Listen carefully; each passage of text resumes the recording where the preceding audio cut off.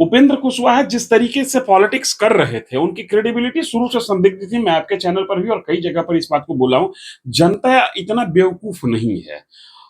आप कास्ट की राजनीति करते हैं, लेकिन आप अपने कास्ट के लोग वोटर को भी इतना बेवकूफ मत समझिए, फॉर ग्रांटेड नहीं लेना चाहिए किसी को।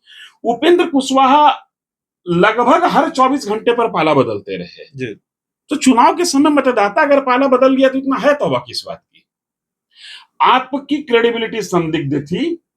लालू प्रसाद यादव ने कुशवाहा वोट बैंक के को साधने के लिए जिस तरीके से जाल बिछाया, उस जाल में बीजेपी के कुछ एक नेता फंसते नजर आ रहे थे। उस जाल को साधने के लिए बीजेपी के नेताओं ने काराकाट पर एक जाल बिछा दिया। उपेंद्र कुशवाहा बुरी तरीके से फंस गए, हालांकि बीजेपी के भी नेता फंस गए, वो भी 80,000 से। बीजेपी के नेताओं की भी भूमिका रही उपेंद्र कुशवाहा को हरवाने में। ये मैं नहीं कह रहा हूँ, ये आपने कहा है कि रामाधार सिंह ने ऐसा कहा है। हम तो भाई आप सहमत है उस आरोप से? दिखता ऐसा है, और रामाधार सिंह कह रहे हैं तो हम उनकी बात को असहमत होने का भी मेरे पास कोई आधार नहीं बन रहा। नमस्कार, आप देख रहे हैं 4 PM और मैं हूं अभिषेक मिश्रा। देखिए, इस वक्त हमारे साथ वरिष्ठ पत्रकार धीरेन्द्र सर हैं। उपेंद्र कुशवाहा पर बात होगी। उपेंद्र कुशवाहा एनडीए का हिस्सा हैं, राष्ट्रीय लोक मोर्चा के राष्ट्रीय अध्यक्ष हैं, और दिलचस्प यह है कि जिस सीट को उपेंद्र कुशवाहा के लिए सुरक्षित माना जा रहा था, कुशवाहा बहुल सीट से उपेंद्र कुशवाहा न सिर्फ चुनाव हार गए हैं बल्कि तीसरे नंबर पर रहे हैं। उपेंद्र कुशवाहा पर चर्चा सिर्फ इसलिए जरूरी हो जाती है क्योंकि पूरे चुनाव के दौरान और चुनाव के बाद भी ये चर्चा है कि क्या ये खेल भारतीय जनता पार्टी का था। और आज हमने आपको सुबह एक खबर दिखाई, भारतीय जनता पार्टी के नेता, भारतीय जनता पार्टी के नेता और पूर्व मंत्री रामाधार सिंह ने अपनी ही पार्टी के कई नेताओं के खिलाफ मोर्चा खोल दिया है, आरोप लगाया है, लंबा चौड़ा पोस्ट जेपी नड्डा के नाम लिखा है कि भाई उपेंद्र कुशवाहा को हराने में संजय जायसवाल और सुशील सिंह की भूमिका है।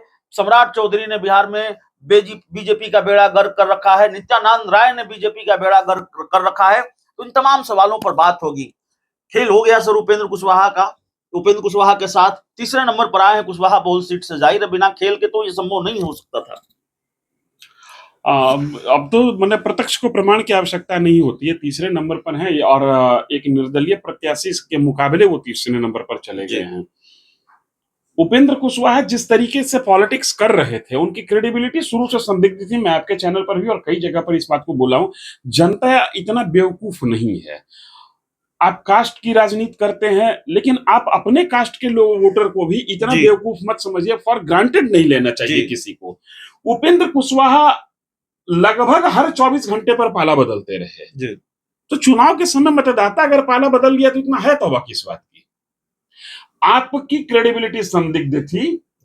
लालू प्रसाद यादव ने कुशवाहा वोट बैंक को साधने के लिए जिस तरीके से जाल बिछाया, उस जाल में बीजेपी के कुछ एक नेता फंसते नजर आ रहे थे। उस जाल को साधने के लिए बीजेपी के नेताओं ने काराकाट पर एक जाल बिछा दिया। उपेंद्र कुशवाहा बुरी तरीके से फंस गए, हालांकि बीजेपी के भी नेता फंस गए, वो भी 80,000 से। बीजेपी के नेताओं की भी भूमिका रही उपेंद्र कुशवाहा को हरवाने में। ये मैं नहीं कह रहा हूँ, ये आपने कहा है कि रामाधार सिंह ने ऐसा कहा है। हम तो भाई आप सहमत है उस आरोप से?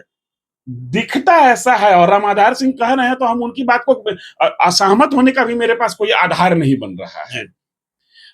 मूल विषय ये है कि आज जो रामाधार सिंह ने आरोप लगाया है कि जिन आयातित नेताओं के भरोसे भाजपा चल रही थी, उन आयातित नेताओं ने बीजेपी या एनडीए को दिया क्या।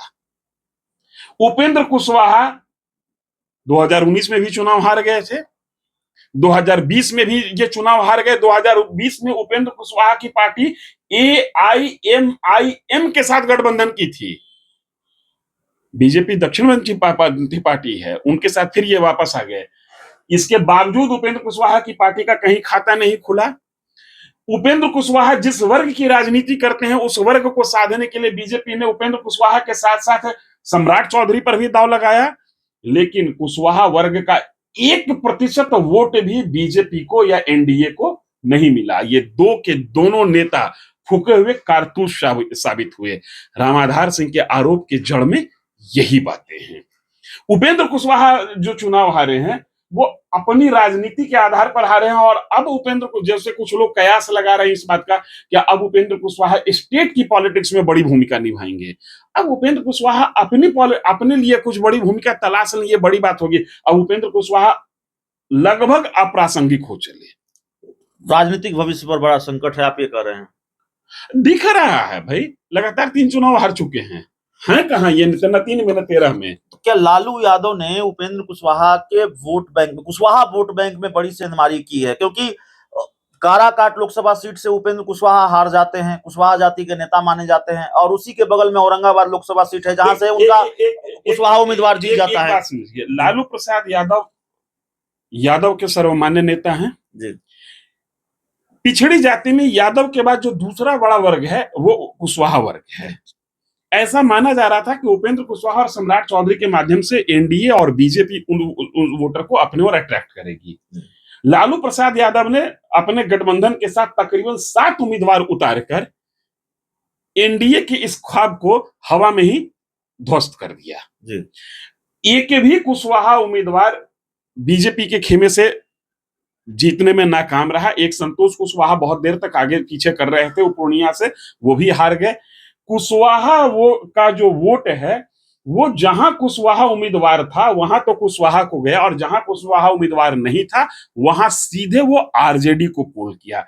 लालू प्रसाद यादव की चौसर के सामने बीजेपी की राजनीति ध्वस्त हो गई। कुशवाहा मतदाताओं ने न तो सम्राट चौधरी पर विश्वास जताया, न ही उपेंद्र कुशवाहा पर विश्वास जताया। कुशवाहा मतदाता का विश्वास इस बार लालू प्रसाद यादव पर, और इसके पीछे की भी एक राजनीति है। कुशवाहा वर्ग ये बात समझ रहा था कि अगर हम लालू प्रसाद यादव के साथ आगे चलते हैं तो संभव है कि विधानसभा चुनाव में यादव के बाद आरजेडी से सबसे ज्यादा सीटें हमको प्राप्त होंगी, जिसकी संभावना भी प्रबल है।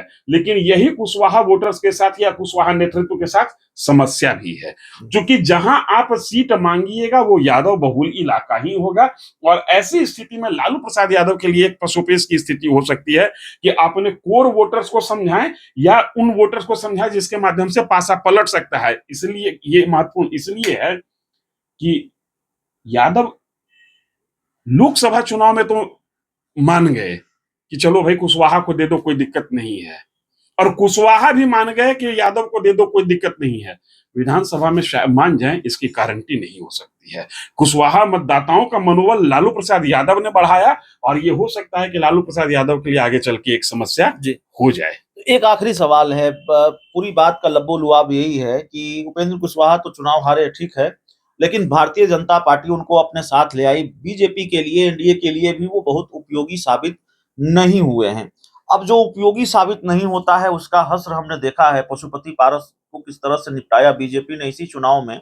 और भारतीय जनता पार्टी के राष्ट्रीय अध्यक्ष जेपी नड्डा भी कहते हैं कि क्षेत्रीय दलों को समाप्त होना होगा।